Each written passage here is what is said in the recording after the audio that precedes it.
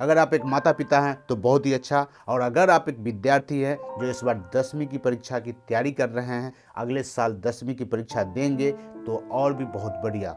Hello friends, my name is Upendra Kumar. Welcome all of you my YouTube channel Upendra Kumar. आज का ये video फिर से एक शानदार वीडियो होने वाला है, क्योंकि इस वीडियो में हम बातें करेंगे आज की ऐसी तमाम बातें जो आज के बच्चों में खासकर ये कमियां देखी जाती है कि जब बच्चा स्टैंडर्ड 10th में पहुंचता है, जब बच्चे 10th की एग्ज़ाम के बाद, जब 10th की परीक्षा पास करने के बाद बच्चे के मन में बहुत सारी दुविधाएं चलती रहती है कि आगे के लिए कौन सा विषय हम चयन करें ताकि हम अपने सपनों को पूरा कर सके, अपने माता पिता के सपनों को पूरा कर सके।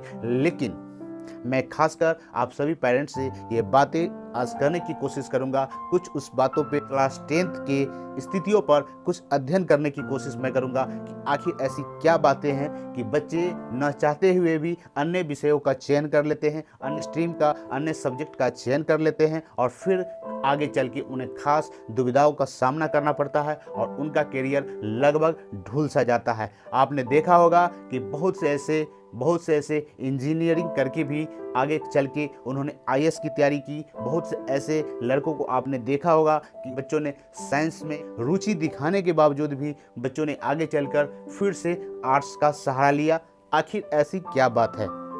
किन कमी के कारण बच्चे यहाँ पे विचलित हो जाते हैं, बच्चे का ध्यान भंग हो जाता है, बच्चे यहाँ से अपने करियर को मुड़ाव कर लेते हैं? आखिर ऐसी क्या बात है? तो खासकर हम आप सभी पेरेंट्स से आज कुछ बातें शेयर करने की कोशिश करेंगे इन्हीं सब पहलुओं पे, और आप देखिएगा इन बातों में कितनी सच्चाई है। इन बातों को देखने के बाद शायद आपके विचार काफ़ी पॉजिटिव हो पाएंगे, काफ़ी आप अपने बच्चों के साथ एक अच्छा बर्ताव कर पाएंगे कि आखिर हमारा बच्चा किस तरह करियर में आगे चल के विचलित हो जाता है। तो ध्यान रहे, हमने जो कमी को महसूस किया है, हमने कुछ अध्ययन से, कुछ बातें करके हमने जो जानकारी पाई है, वही बातें मैं आपसे शेयर करने की कोशिश कर रहा हूं। उम्मीद है आपको ये बातें ज़रूर पसंद आएगी। वीडियो को आगे बढ़ाने से पहले आप लोगों से छोटी सी रिक्वेस्ट करना चाहेंगे, जो नए लोग हमारे इस चैनल पे आए हैं, हमारे इस चैनल को ज़रूर सब्सक्राइब कर दें, और वीडियो अंत में आपको अच्छी लगे तो आप हमारी वीडियो को ज़रूर लाइक कर दें। तो फ्रेंड्स, चलते हैं, वीडियो को शुरू करते हैं।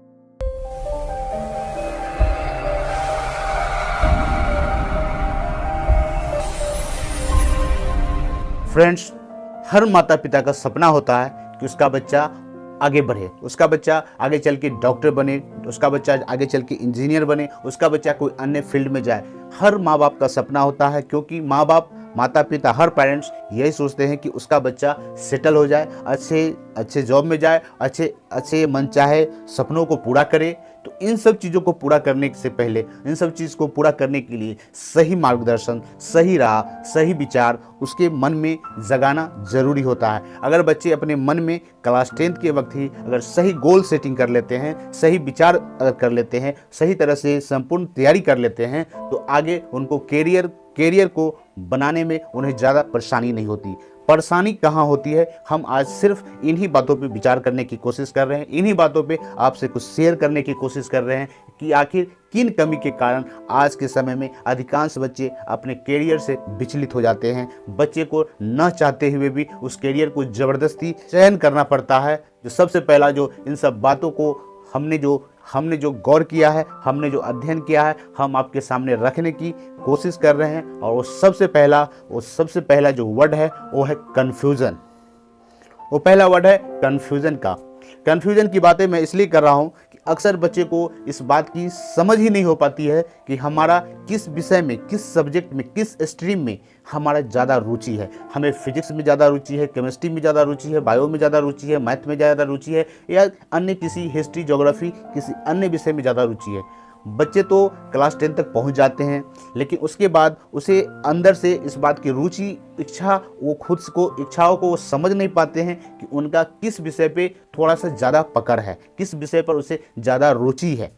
दूसरा जो मेरा वर्ड्स है वो है नर्वस। अब नर्वस क्या है कि बच्चे पहले कंफ्यूज था कि बच्चे को समझ नहीं आ रहा था कि किस विषय में उसको ज़्यादा इंटरेस्ट है, किस विषय में उसको ज़्यादा पकड़ है। अब उसने थोड़ी बहुत अपनी रुचि को जान भी लिया है, तो अब उसे क्या है, अब उसे प्रॉब्लम क्या हो रही है कि उसके मन में तमाम बातें, उसके दिमाग में, उसके मस्तिष्क में चल रहा है कि हम इन विषयों में हम कॉमर्स लेते हैं तो क्या हम कॉमर्स से हम परीक्षा पास कर पाएंगे कि नहीं, हम साइंस लेते हैं क्या हम अपने साइंस में अपने विषय को पास कर पाएंगे कि नहीं, क्या हम आर्ट्स से पढ़ते हैं क्या हम आर्ट्स में अच्छे नंबर ला पाएंगे कि नहीं। यानी ऐसी तमाम उलझनें उसके मस्तिष्क में चल रही होती है, और जब चल रही होती है तो बच्चा नर्वस फील करता है। तीसरा जो वर्ड्स है वो है हर्ड मेंटेलिटी।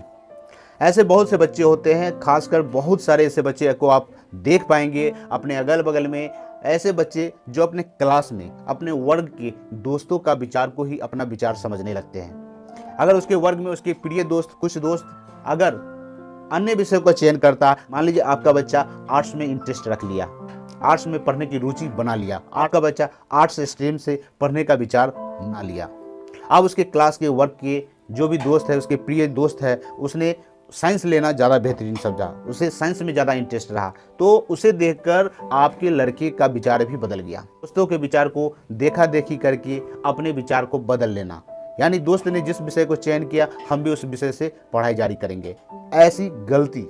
चौथा जो मेरा वर्ड्स है वह है प्रेशर। देखिए अब गौर करने की बात है, बच्चा पहले कंफ्यूज होता है, फिर बच्चा नर्वस होता है, फिर हर्ड मेंटेलिटी का सोचता है, फिर बच्चा प्रेशर में आ जाता है। अब बच्चे को इस बात का हमेशा उसके दिमाग पर ये बात हावी होने लगता है कि चलो हमने जिस विषय को हमने चयन किया है, खासकर क्या होता है कि उसे ज़्यादा समझ नहीं आ पाता है, क्योंकि वो हार्ड मेंटेलिटी का विचार किया था, क्योंकि उसने हार्ड मेंटेलिटी के ख्याल से इस स्ट्रीम को सिलेक्शन किया था। तो होता क्या है कि बच्चे को प्रेशर बना रहता है, बच्चे को प्रेशर बना रहता है कि क्या पता हमको ये चीज़ हम समझ पाएंगे कि नहीं, हम पढ़ रहे हैं हम उसको यानी कि उस स्ट्रीम में उसे ज़्यादा समझ नहीं आ पाता है, तो बच्चा यहाँ पर प्रेशराइज भी हो जाता है, बच्चा प्रेशर में भी आ जाता है। उसके अलावा कुछ पेरेंट्स ऐसे भी होते हैं जो बच्चों को अगर आर्ट्स में ज़्यादा रुचि रहा है, आर्ट्स में उसने आने का विचार किया है, तो उसके पेरेंट्स उसे ये जिम्मेवारी थोपने की कोशिश करते हैं कि बेटा मेरा तो बचपन से सपना था, शौक था कि तुम डॉक्टर बनता, तुम MBBS की पढ़ाई करता, इसके लिए तुम साइंस लो, तुम बायो से पढ़ो। तो ऐसे में बच्चा, अब भला बच्चा उसे आर्ट्स में पढ़ने की इंटरेस्ट है तो वो साइंस से पढ़ना क्यों चाहेगा। बहुत से ऐसे स्थितियों में बच्चे यहाँ पर अपने कैरियर के साथ समझौता कर लेते हैं, कि हमारे माता पिता हमारे भला के लिए बोले हैं, हमारी अच्छाई के लिए बोले हैं, लेकिन बच्चे अपनी इंटरेस्ट को, अपनी रुचियों को बलिदान कर देते हैं। ये भी एक बहुत बड़ा कारण है कि बच्चे आगे चल के जब पढ़ाई के वक्त में उसके मन पे, बच्चे को उसके मस्तिष्क पर ये दबाव बना होता है, ये प्रेशर बना होता है कि हमारे पिताजी का, हमारे पेरेंट्स के सपने को साकार करना है, उसके दिए गए मार्गदर्शन पर हमें चलना है, हमें ये अच्छे नंबर से पास होना है, जबकि बच्चे को उस विषय पर, उस स्ट्रीम पर कोई खास पकड़ नहीं थी, फिर भी बच्चे ने पेरेंट्स की बातों को माना और अपनी पढ़ाई को जारी रखता है। पांचवा जो वर्ड्स है वो है डिप्रेशन। बच्चों के चल रहे इन चारों स्थितियों के बाद पांचवा सबसे डेंजर स्थितियां होती है, वो होती है डिप्रेशन का। डिप्रेशन कि बच्चा एक बार फिर से मैं आपको दोहरा दूं कि बच्चा पहले कंफ्यूज होता है, फिर बच्चा आगे चल के नर्वस होता है, फिर वो हर्ड मेंटेलिटी का सोचता है, फिर वो बच्चा आगे जाके प्रेशर में चला जाता है, और अंत में प्रेशर में जाते जाते बच्चा स्थिति उसकी गड़बड़ होने लगती है, बच्चा की स्थिति डगमगा जाती है। फिर जब स्थिति डगमगा जाती है, उसको अच्छे नंबर नहीं मिल पाते हैं, उसको अच्छे मार्क्स नहीं मिल पाते हैं, वो अपने गोल को सेट नहीं कर पाता है, तो बच्चा यहाँ पर जाकर वही बच्चा डिप्रेशन में चला जाता है। और डिप्रेशन की ऐसी स्थिति होती है कि यहाँ पर आप उम्मीद नहीं कर सकते हैं, आप अंदाज़ा नहीं लगा सकते हैं कि बच्चे किस कदर तक अपने विचार को गलत भावनाओं में ढालने लगते हैं। और ये एक ऐसी पोजीशन हो जाती है, एक ऐसी स्थिति हो जाती है कि यहाँ से बच्चे को संभालना बहुत ही मुश्किल काम होता है। अब क्या होगा, आप इस बात का अंदाज़ा लगा सकते हैं।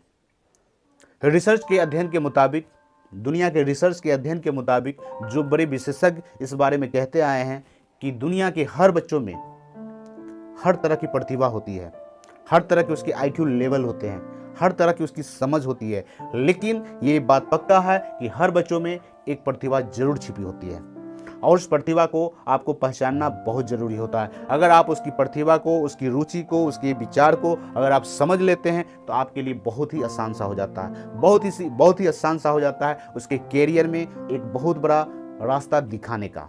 और जब वो बच्चा रास्ता देख लेता है तो उसके लिए मंजिल पाना, उसके लिए गोल सेटिंग करना, उसके लिए बहुत ही आसान सा काम हो जाता है। और जब आसान सा हो जाता है, आपके सपने आपके मन में चल रहे अरमान आपके भी पूरे हो जाते हैं। तो आपके बच्चे इन सब स्थितियों से, इन सब डेंजरस जोन से आपके बच्चे न गुजरे, इनके लिए खासकर आप सभी पेरेंट्स से मेरा रिक्वेस्ट है, मेरा निवेदन है कि आप बच्चे को जब अभी आपके बच्चे 10वीं की पढ़ाई कर रहे हैं, 10वीं के बाद जो अगले साल जब बच्चे आपका कैरियर का चयन करेंगे, उस समय आप अपने बच्चे की कैरियर पे थोड़ा सा एनालिसिस करें, थोड़ा सा आप अध्ययन करने की कोशिश करें कि बच्चे को किस विषय में ज़्यादा रुचि है, किस विषय में ज़्यादा पकड़ है। इसके लिए बहुत ही आसान सा कार्य है। आप अपने बच्चे को पिछले वर्गों को, छोटे वर्गों को आप स्कूल की मार्कशीट चेक कर सकते हैं, उसके प्रोग्रेस रिपोर्ट को देख सकते हैं कि आपके बच्चे को किन विषयों में ज़्यादा मार्क्स मिले, किन विषयों में एवरेज मार्क्स मिले हैं। जिस विषयों में ज़्यादा मार्क्स मिले, यानी कि आप समझ सकते हैं कि उस विषय में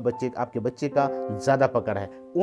उन सब चीज़ों को आप एनालिसिस करके आप बच्चों को कैरियर को सही राह में दिखाने की कोशिश करें। आज के इस युग में बहुत सा आसान हो गया है, बहुत सा आसान सा रास्ता हो गया है कि बड़े बड़े मार्गदर्शक बैठे हुए हैं, बड़े बड़े अच्छे जानकार टीचर बैठे हुए हैं, अच्छे जानकार कैरियर सिलेक्शन कराने के लिए लोग बैठे हुए हैं। तो आप ऐसे लोगों से मार्गदर्शन कराएं। अगर आप सही रूप से उसे दिशा दिखा नहीं पा रहे हैं तो आप कुछ कैरियर काउंसलर के पास आप ले जाएं, उनसे उसकी इच्छाओं के अनुसार वो कैरियर सिलेक्शन करने में उसे काफ़ी मदद मिलेगी।